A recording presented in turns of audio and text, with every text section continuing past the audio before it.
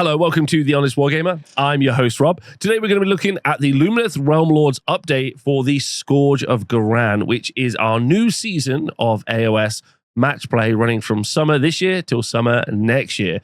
And these are additional rules that you're going to be able to use in your games of Age of Sigmar, which is very exciting. We're coming towards the end or the close of these, and last like 5 or 6 to be done, which is very interesting as Games Workshop releasing them. And we got a new GHB on the way with loads of videos coming from me, so I hope you do like that. Do expect many videos on that information. Now, listen, if you're a Lumineth Realm Lords fan, you've kind of eaten pretty well over the course of Age of Sigmar 4's life. Obviously, we started with a very aggressive kind of Wind Charger version, or even Dawn Rider version of the Lumineth Realm Lords that have done incredibly well in competitive Age of Sigmar, or even maybe down at the local club. Also, it's an army that's got 3 very unique identities in the fast and shooty versions of the Wind Chargers, the more like resonant and stoic versions of the Alarith, and then your very classic elves, you know, with all of your Venari. And this update seems like it's geared much more towards buffing and improving the Venari, which I think is fair to say we haven't seen tons and tons of, but we have seen lots during its life. So let's go and look at the updates. First thing you get is a new heroic trait, well, a new heroic trait table with 3 new heroic traits to choose from. The first one is the Flawless Commander, which is a passive. You add 2 inches to the move characteristic of friendly Lumineth Realm Lords infantry while they're wholly within 12 inches of this unit. Now, this is obviously going to replace a seasonal update that we got very recently for Age of Sigmar in the Battle Scroll update. And now this is going to mean that your LRL infantry is moving that much faster. This is actually quite nice because this also doesn't just affect Venari. This is also going to affect your Alarith units as well, which do tend to be on the slower side, getting them further up the board, getting them sitting on objectives and doing what they do best, which is just fighting like a dwarf that they pretend to hate. The next one, the Aether Quartz Requisitioner, is a once per battle ability where, as a reaction to you declaring a spell ability for a Lumineth Realm Lord's wizard, you can add 3 to the casting roll for that spell. I think that that's not going to be very important. Although, actually, when we talk about the Light of Altharion War Scroll later, that could be pretty key to making sure that you do a summon ability. But ultimately, I'm not too bothered about this. Once per battle, abilities have to be very effective, or they have to have a lot of scale. Not most of your spells. Most of your spells don't have a lot of scale to them. Like, they don't affect a lot of stuff. Your 5-up ward save spell, which is an aura, does, as an example. But yeah, I'm not too bothered about this one. Your last one, the Martial Perfectionist, is done in any combat phase, where you pick a visible enemy unit within 12 inches unit that is damaged, or that had any model slain this turn to be the target. So an enemy unit. Then you roll a dice, and on 3-up, you add 1 to wound rolls for combat attacks made by friendly Lumineth Realm Lords infantry units that target that enemy unit for the rest of the turn. Now, this is pretty cool because it's not just once per battle. It's in any combat phase, which means every combat phase. The negative side of it is that you do have to roll a 3-up, but the scale of it is pretty aggressive. +1 to wound for everyone that attacks that unit that's been damaged or has lost some models earlier is really, really good, especially for some of your big combat hitters, like the Light of Altharion, for example. Getting +1 to wound is really nice.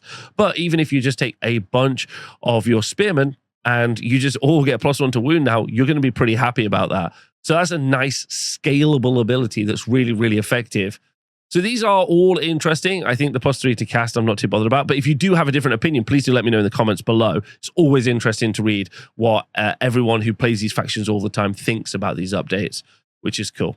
All right, if we move on and we go and look at the spell lore, you can see that you've got 3 new spells in a new spell lore called the Law of Prismatic Resonance. Now, if you're a Lumineth Realm Lords player, you are eating really well because all of them are unlimited spells, so they can be cast multiple times by different wizards across your turn, which is super impactful.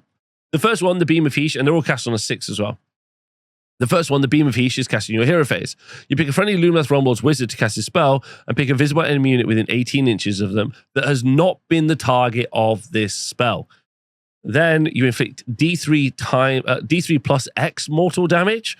Very fun to see some like magic numerology in there on the target, where X is the number of times to a maximum of 3 that this spell has previously been cast by a friendly wizard this turn. So that does mean you could get D3 plus 3 damage to a wizard multiple times. You can cast it by multiple wizards.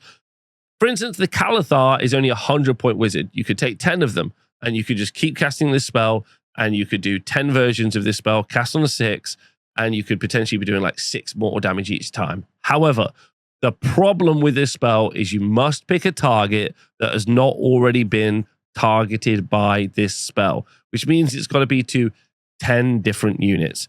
Now, realistically, are there going to be 10 different units in range for you to cast this spell on? The answer is probably not. And in order to make it super effective, you do need to cast it multiple times. So I guess the real question is this going to be super effective? Number one, mortal damage is really good because it punches through enemy spells. So, okay. And also you've got to add +1 to the casting value of this spell every time you cast it as well. So it's going to really stack up really high, really early. And, you know, Lord Croak's spell is a good example of how to do AoE damage and terrible damage really well. This is probably not it. Okay. Next up, you get Unseen Force, which is cast on a 6. You pick a friendly Lumineth Realm Lord's Wizard to cast a spell, then a visible enemy unit within 18. To the start of your next turn, the target cannot use run abilities. In addition, if that enemy unit has already been picked to be the target, then it's -1 to hit rolls for the target's combat attacks. So -1 to run is good because obviously the enemy can't run and charge at you, so they're a little bit slower. But also it's really nice to turn off redeploys as well, because run is a redeploy, or redeploy is a run. It's probably the better way to say it. And that's a nice way of making it so your opponent can't redeploy out of range, and you're going to be able to get a charge off, which is good. Do I want to do this multiple times? So being able to shut down run, effective. Do you want to cast it multiple times? Maybe not. I don't really know. Well, I do know. You don't want to. The next one, the Beacons of Protection, is again cast by a wizard. And then what happens is, until the start of your next turn, you ignore the first damage point allocated to a friendly non-monster Lumineth Realm Lord's units each phase while they're wholly within 9 inches of Lumineth Realm Lord's wizard. You add 3 inches to the range of each additional time this spell's been cast by a friendly wizard this battle round. What's weird about this is when you cast it, it's not the wizard who cast it necessarily that you're going to be able to do the aura from. You can do the aura from every single wizard. So it feels like they missed writing this wizard in the text. However,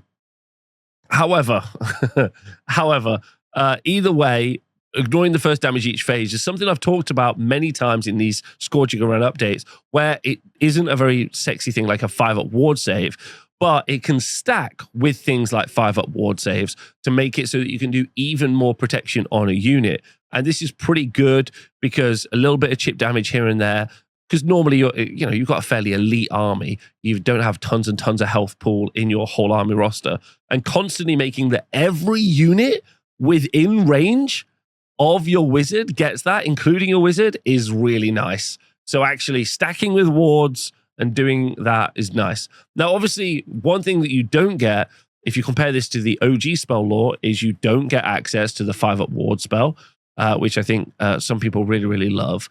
But I think this gives you a nice toolkit of stuff while not being super, super powerful. So I especially like the last one and the way that it stacks super nicely. All right, next up, we're going to talk about 2 new War Scrolls. So these are not replacement War Scrolls, but these are War Scrolls in addition to the War Scroll that you can run from your Lumineth Realm Lord's index. So the first one I'm going to talk about actually is the Venari Bannerblade, because it kind of keys in what we were just talking about. It's got 5 health and a 3-up save. Doesn't have a ward save, but its job is in the support role. You add 1 to save rolls thanks to the Defend the Barrier passive for friendly Venari infantry units while they're contesting the same objective as this unit. Now that's really nice. If you to use this on an example, a unit of Blade Lords, that means they're going to go to a 3-up. They also get a natural 5-up, and then you could also put that ability that we just talked on about a minute ago, so you can ignore the first spell in each, first damage point in each phase. It's a lot of defensiveness. Oh, and they can be like -1 to hit and a bunch of other stuff. So you can build a very defensive brick out of this stuff. Is the Venari Bannerblade cheap enough? That's a great question. It's 130 points for the Bannerblade. Is that going to be enough? The +1 save is really nice. I'm going to say probably. If you're running a bunch of Venari, I could see it being useful. And you could really stack it up. And also the game is going to be so different soon. Is holding a bunch of the board going to be one of the ways that you're going to be able to play your battle tactics cards? If it is, this is going to get even stronger. Now, the next one, the Light of Altharion, is an amazing combat piece. And as I've talked about many times, is a model and a set of rules. The model is awesome, but a set of rules that really has upset me multiple times, because it really showcases that Games Workshop can write a really effective melee/duelist hero war scroll, and they just choose not to for other army books because it's badass. 6 health, 3 up save, 4 up ward save for 250 points. It moves 6 inches, and it's got a pretty weirdly strong shooting attack as well, which is 3 shots that do damage D3 at Ren 2. Its actual main weapon, the Fang Sword of Eltharion, has got 5 attacks, 2s and 3s. Ren 3, damage 3. That's 15 potential damage with an additional, with crit 2 hits as well. Crit 2 hits. Also 2 attacks that do damage 3 as well. Crazy. Now, if you wanted to debuff it to stop this combat monster from slapping you silly, you can't because of the passive Supreme Swordmaster. You ignore negative modifiers to hit rolls and wound rolls for this unit's attacks, and to the attacks characteristic of this unit's melee weapons. So you're not making them worse, but you can make them better. We know that you can get +1 to wound from a heroic trait earlier, so you could have 5 attacks, 2s and 2s, Ren 3, damage 3, 2 more attacks, 2s and 2s, Ren 1, damage 3. It's silly. Potential 36 damage fighting with just rolling 6s. Shout out to Tobias in the chat for working that out. It's a lot of damage, okay? But, you know, and survivability is also crazy high. 3 up armor save, 4 up ward save, only 6 health, but, you know, 250 points. But it's got so much, it's so much better, so much cooler. The Eternal Light ability, which is once per battle, you declare the summon ability for Lumineth Realm Lord's unit, and this unit has been destroyed. You can just basically summon them back from the dead. Instead of that spell, you can set up a replacement unit for this unit more than 9 inches from all enemy units, wholly within 12 inches. It's crazy good. Get him back from the dead, YOLO him in, murder as much stuff as possible, and then boof. And because everyone takes a manifestation law, everyone is summoning. It's not like you're shoehorning in a wizard into your army. And you're also playing Lumineth, who have a lot of wizards anyway. And a lot of units are also incidentally wizards. You've just always going to get the opportunity to do this. So I think this moves into like a close to 100% pick rate for Lumineth. And it's a badass character. Don't get me wrong. I do not mind when I'm playing against a Lumineth player or a friend. I do not mind seeing the Light of Eltharion on the board. I think it's super cool. I wish we saw more kind of like heroic duelist characters like this and Sigvald on the board. So if I was an LRL player, I think I'd be pretty stoked. Sure, if I'm an LRL player who got in because they really like the Wind Chargers or they really like the the Alarith stuff, I wouldn't say there's as much for me as I would really want. However, the Light of Eltharion will work in all of that as well. There's definitely some upgrades for some infantry stuff, which I think is cool. But ultimately, you've got a cooler piece that's even cooler now. And I think you're going to see that a lot. And I think if there's no other update before you get a battle tome, I mean, some people got battle tomes that literally were copy and paste of their OG battle tome. So this is a massive upgrade and is a new way to play LRL, or like an additional way to play LRL. So I think that's pretty exciting. And I'd be pretty happy as well to play these. So let me know what you think in the comments below. Thanks for watching my video. I'm going to keep making loads of stuff on the new GHB and all of the upcoming missions and battle tactics and everything else. But if there's anything you want me to make, let me know in the comments. Thanks very much. See you soon. Bye.